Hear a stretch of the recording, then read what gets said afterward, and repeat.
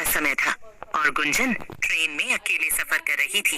बड़ी अजीब बात है, ये ट्रेन तो पूरी खाली है। सिर्फ ये दो आदमी और औरत ही दिखाई दे रहे हैं।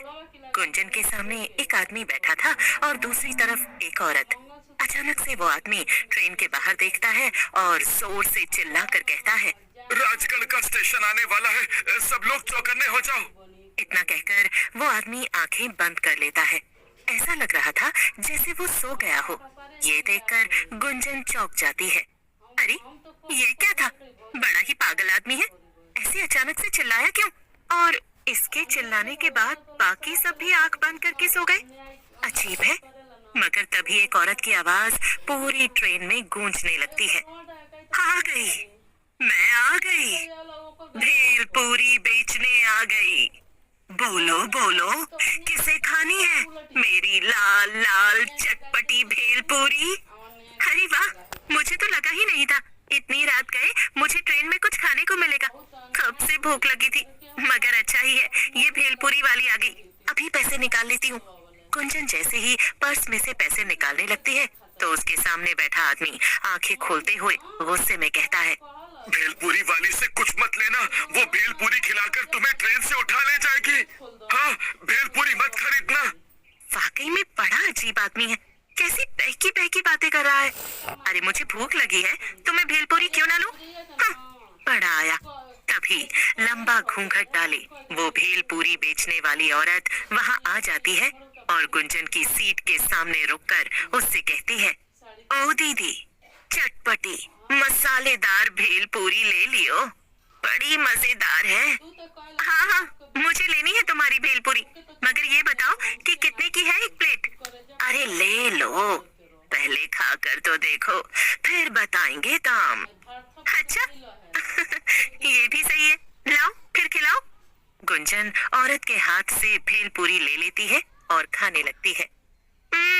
वाह, अरे वाह वाह, क्या भेलपूरी बनाई है, मजा ही आ गया। और ये पागल आदमी मुझसे कह रहा था कि मैं भेलपूरी ना खरीदूं। अच्छा अब बताओ इसके पैसे कितने हुए? लेकिन वो औरत कुछ नहीं कहती, उल्टा जोर जोर से डरावनी हंसी हंसने लगती है।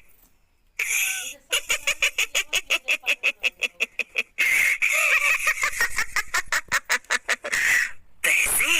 नहीं नहीं, कुछ और लगेगा।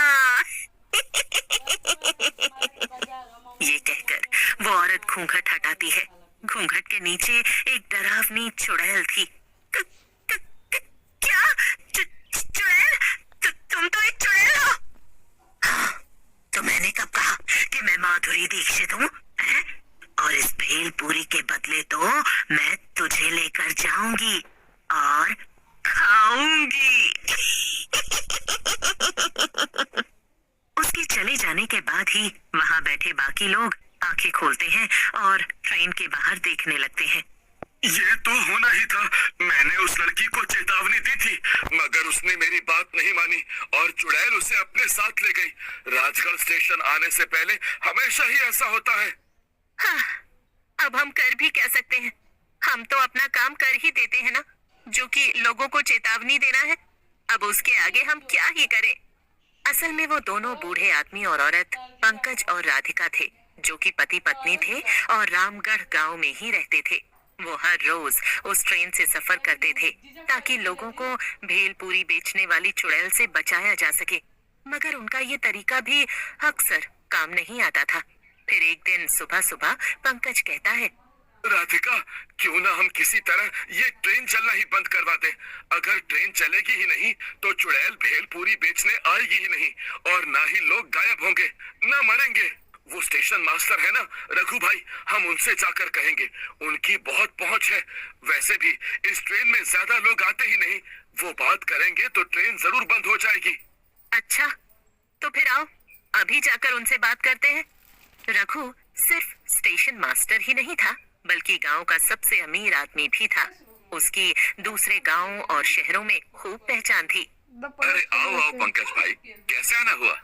रघु भैया, आप तो जानते हैं कि हमारे स्टेशन से गुजरने वाली जो ट्रेन है, पिछले 3 महीनों से उस पर एक भेलपूरी बेचने वाली चुड़ैल का साया मंडराने लगा है। वो रात को आती है और जो भी उससे भेलपूरी खरीदता है उसे अपने साथ ले जाकर मार देती है। हाँ हाँ, मैंने ऐसी बहुत सी अफवाहें सुनी है, पर मैं क्या करूं? भैया, आप ना ये ट्रेन ही बंद करवा दीजिए। ट्रेन बंद हुई तो ना तो भेलपूरी बिकेगी, ना लोग गायब होंगे। क्या एक चुड़ैल की कहानी के चक्कर में ट्रेन बंद करवा दूं? अरे मैं बड़े साहब लोगों को जाकर ये बोलूंगा तो वो मेरे ऊपर हंसेंगे, समझे? मगर रघु भैया, सच तो यही है ना, जो ना माने उससे ट्रेन में रात में सफर करने को कहिए, फिर वो भी इस पर यकीन कर लेगा और ट्रेन बंद करवा देंगे। बेचारा पंकज उदास होकर वापस अपने घर आ जाता है।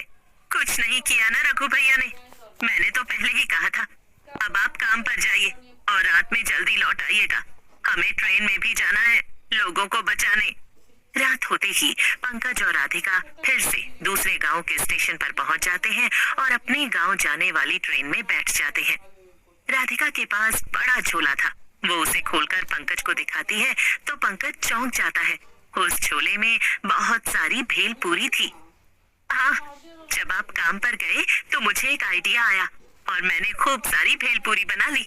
अब मैं चुड़ैल से पहले सबको भेलपूरी बेच दूंगी और फिर कोई भी उसकी भेलपूरी खरीदेगा ही नहीं। राधिका खड़ी होकर सबसे कहती है, ले लो, स्वादिष्ट लजीज भेलपूरी ले लो, ऐसी भेलपूरी कभी नहीं खाई होगी। अच्छा, इतनी अच्छी है क्या? लाओ फिर, जरा मुझे भी खिलाओ। ले लो जी, सब लोग लो, सिर्फ 10 रुपए की है। रामगढ़ का स्टेशन आते आते राधिका ट्रेन में बैठे सभी लोगों को भेलपूरी बेच देती है। हाँ, हो गया जी, अब तो आज इनमें से कोई भी और भेलपूरी नहीं खरीदने वाला। तभी पूरी ट्रेन में चुड़ैल की आवाज गूंजने लगती है, ले लो, खट्टी मीठी भेलपूरी ले लो। पंकज जोर से चिल्लाता है, रामगढ़ स्टेशन आने वाला है, कोई भी घूंघट वाली औरत से भेलपूरी मत लेना, सब आंख बंद करके सो जाओ। इतना कहकर पंकज और राधिका आंखें बंद करके बैठ जाते हैं, लेकिन वहां बैठे बाकी लोग ये देखकर दंग थे। अरे, ये दोनों आंखें बंद करके क्यों सो गए? भेलपूरी वाली ही तो आ रही है, कोई चुड़ैल थोड़ी है। तभी घूंघट डाले चुड़ैल शीतल की सीट के सामने आकर खड़ी हो जाती है। ले लो, खट्टी मीठी भेलपूरी ले लो, एक बार खाओगे तो दोबारा कभी नहीं खा पाओगे। हैं? क्या मतलब? वो मेरा मतलब, एक बार मेरी भेलपूरी खाओगे तो दोबारा कहीं और से नहीं खाओगे। हाँ, वैसे तो हम पहले ही भेलपूरी खरीद चुके हैं, मगर तुम अपनी भेलपूरी की इतनी तारीफ कर रही हो तो खिला ही दो। हाँ, लीजिए ना। लेकिन चुड़ैल शीतल को भेलपूरी देती इससे पहले ही राधिका बीच में बोल पड़ती है, नहीं,